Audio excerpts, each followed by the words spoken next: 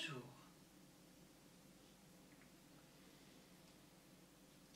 Le génie de la forêt.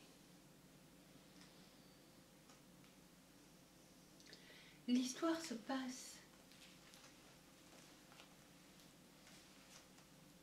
il y a longtemps, mais longtemps, comme la plupart des histoires que je vous raconte. L'histoire se passe dans une région qu'on appelle maintenant l'Amérique centrale. Le génie de la forêt. Il était une fois dans un pays très lointain, qu'on appelle aujourd'hui le Paraguay. Un pauvre fermier, José, et sa femme, Anina. Ils travaillaient très dur sur un tout petit bout lopin de terre. Le sol était tellement sec et plein de cailloux que leurs outils se cassaient souvent et qu'à chaque coup un nuage de poussière s'élevait de la terre. Ils gagnaient tout juste de quoi survivre, de quoi subsister. Malgré tout, c'étaient des gens très gentils. Ils persévéraient et ils étaient heureux de vivre. Ils s'aimaient. Un jour, Anina reçut la visite d'un voisin qui lui dit qu'à une journée de marche de chez eux, un riche fermier ne parvenait pas à trouver suffisamment de travailleurs pour l'aider à ses récoltes dans les champs. Elle y réfléchit et elle proposa à son mari: « Pourquoi n'irions-nous pas aider ce fermier? Ici, nous mourrons presque de faim chaque jour. Chez lui, nous pourrions gagner un salaire et suffisamment d'argent pour vivre décemment, serein. » Son mari comprenait. Il la regarda, hésitant, préoccupé, bien conscient que la difficulté dans laquelle il vivait chaque jour ne pouvait durer éternellement. Et il lui dit sur le ton de la confidence: « Je ne dis pas non, mais ne sais-tu pas que cette région est habitée par le grand génie de la forêt? C'est un ogre immense, poilu, à la barbe rouge aux yeux de jet, qui lance des éclairs. Il dévore tous les hommes qu'il rencontre et il ramène les femmes chez lui afin qu'elles travaillent pour lui définitivement. Le danger n'est écarté que pendant un court laps de temps dans la journée, l'après-midi, car c'est à ce moment qu'il dort. Je n'ai pas tellement envie d'y aller, tu sais. Je te comprends, mais réfléchissons, quoi. Ça ne m'étonne pas que ce fermier ne trouve plus suffisamment de gens pour rentrer la récolte, hein. Tout le monde est effrayé, tout le monde a peur de ce génie de la forêt. Je ne pense pas que ce soit une bonne idée d'aller habiter aussi près d'un tel monstre. »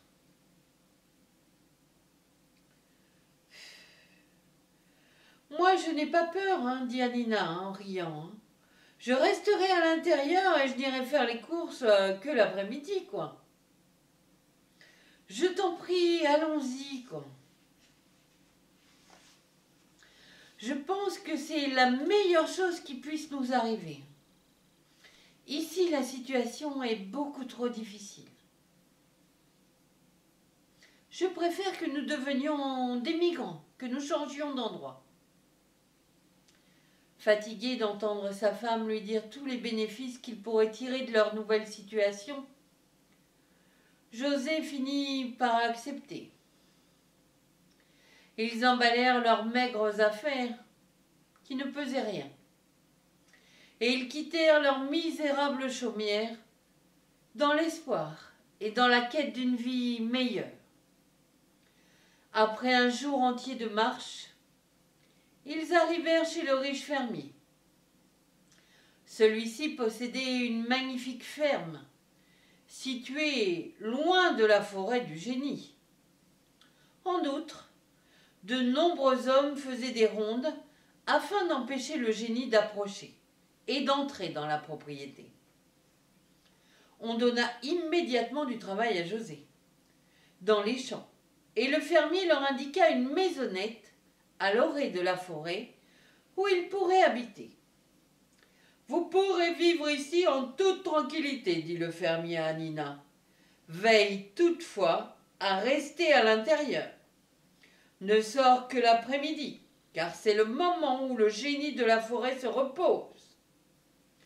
Je vous ferai apporter de la nourriture tous les jours, par mes hommes, afin que vous ne couriez aucun danger. » Et c'est ce qui se passa. Chaque jour, les hommes de la ferme leur apportaient des vivres. José gagnait bien sa vie en travaillant dans les champs, et ils étaient très très heureux. Ils n'avaient jamais aperçu le génie de la forêt, et Anina en venait à douter de son existence. Mais elle se trompait. Caché dans la forêt, il l'avait déjà observé à plusieurs reprises. Il en était même, je crois, tombé un peu amoureux. Toutefois, il ne parvenait pas à s'approcher d'elle. Il ne pouvait pas, car elle restait toujours aux alentours de sa maison. Elle respectait les consignes. Un jour, il y avait tellement de travail à la ferme que le fermier avait complètement oublié de dire à ses hommes de porter de la farine et des haricots à la maisonnette pour la nourriture d'Anina et José. Anina voyait l'heure tourner. Elle se tracassait. Quand vint l'après-midi, elle voulut se rendre à la ferme elle-même pour aller chercher de quoi manger. « Reste donc ici, lui dit José, inquiet. Imagine que tu rencontres le génie qu'il t'emmène. Que ferais-je sans toi ?» Mais Anina rit de nouveau et se moqua gentiment de lui. José la regardait d'un air inquiet et incrédule. « Ne crains-tu pas qu'il nous dévore ?» lui demanda-t-il inquiet.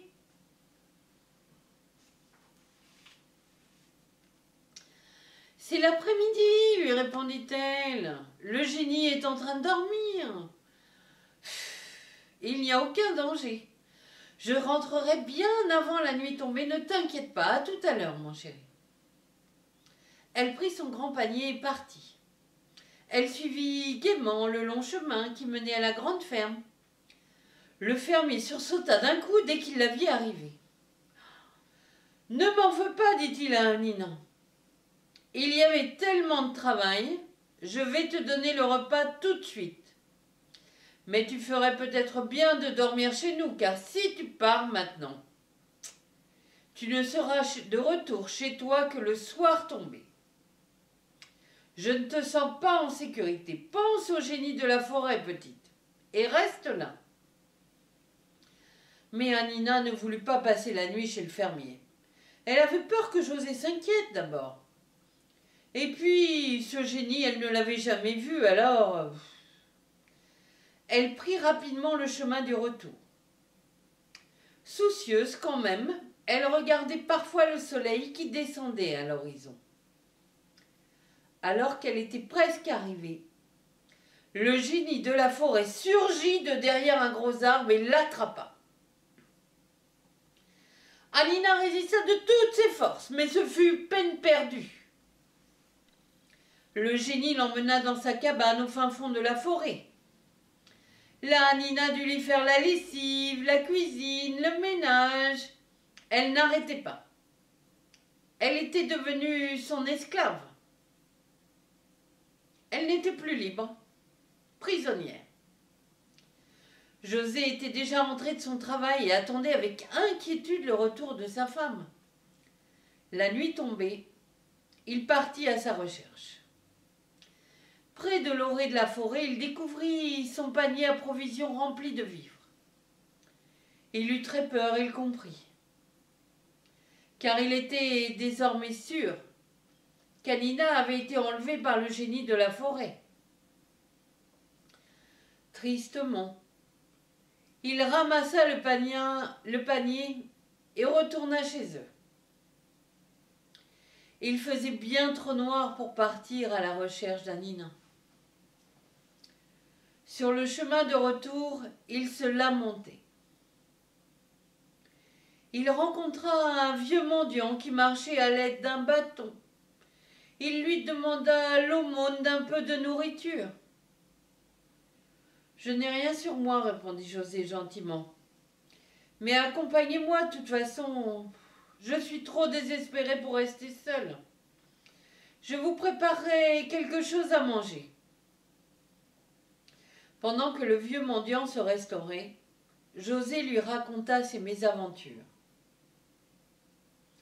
Le mendiant lui répondit : « Si vous m'autorisez à dormir ici, je vous aiderai demain à trouver la cabane du génie, proposa le mendiant. José le regarda d'un air incrédule. « Ne craignez-vous pas qu'il nous dévore, tous les deux ?» lui demanda-t-il inquiet. Le mendiant secoua la tête. En souriant, il lui dit : « N'ayez pas peur, répondit-il. Je suis peut-être vieux, mais je ne suis pas encore tout à fait inutile. Patientez un peu, restez confiants. » Le lendemain matin, les deux hommes partirent de bonne heure. Ils s'enfoncèrent dans la forêt. Après de longues recherches, ils découvrirent enfin la cabane du génie. Ils se cachèrent. Ils se dissimulèrent derrière un buisson. José, le cœur battant, aperçut Anina sortir de la cabane et vider un seau d'eau sale, continuer à s'affairer. Elle était donc bien là, il l'avait trouvée. Quant au génie, il semblait invisible. « Il est peut-être parti chasser, dit José. » Et ne pouvant résister, il se dirigea vers la cabane pour aller chercher celle qu'il aime, Anina. Soudain, le génie jaillit de derrière la cabane en poussant un cri, un hurlement assourdissant. Il s'était caché afin de surprendre José dont il avait senti la présence. « Ah, je vais me régaler doublement !» s'exclama le génie. « Enfin, pas tout à fait, l'un des deux est tout rabougri. » Il saisit les deux hommes de ses mains poilues. José cria, mais le vieux mendiant n'avait pas peur du tout. « Si tu ne nous lâches pas, je te fais mordre par un serpent, dit le vieux mendiant fâché. » Le génie libéra immédiatement les deux hommes et regarda autour de lui. « Je ne vois aucun serpent. Tu me prends pour un imbécile, maugréa-t-il. Viens ici que je te mange le premier, je garde le savoureux jeune homme pour la fin. » Il tendit la main vers le vieil homme, mais au même moment, ce dernier jeta son bâton sur le sol. Le bâton se changea immédiatement en un énorme serpent sifflant.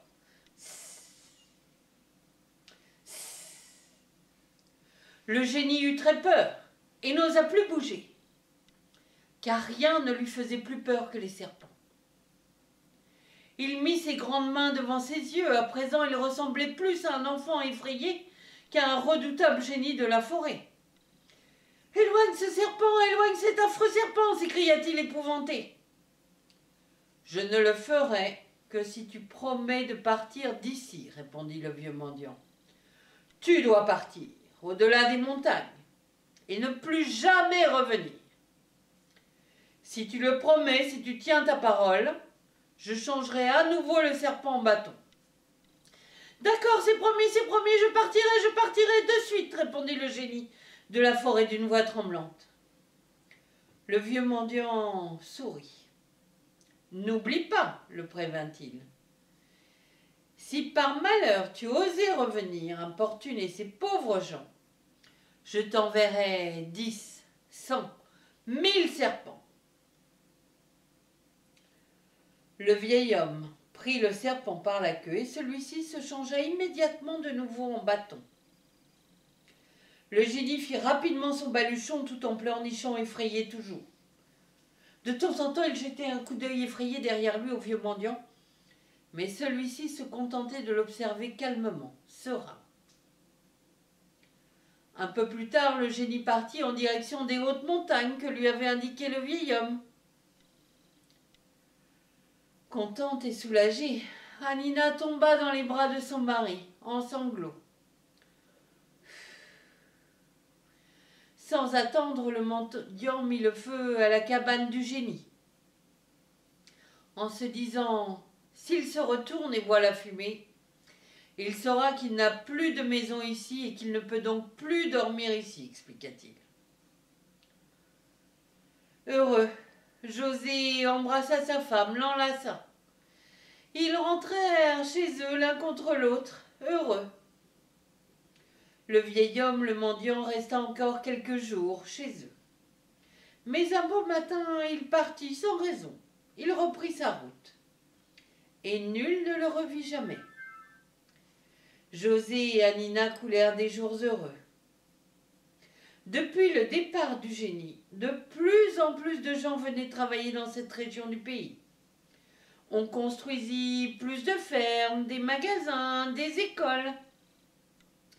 Le fermier offrit à José un meilleur emploi, mieux rémunéré. Il devait diriger maintenant le travail de tous les nouveaux travailleurs. Le fermier le payait bien, car depuis qu'il avait suffisamment de personnes pour cultiver la terre, il gagnait assez d'argent pour payer ses employés confortablement et leur donner un bon salaire. José et Anina étaient donc très heureux. La vie était juste maintenant. Et lorsqu'ils eurent leur premier enfant l'année suivante, ils furent au comble du bonheur.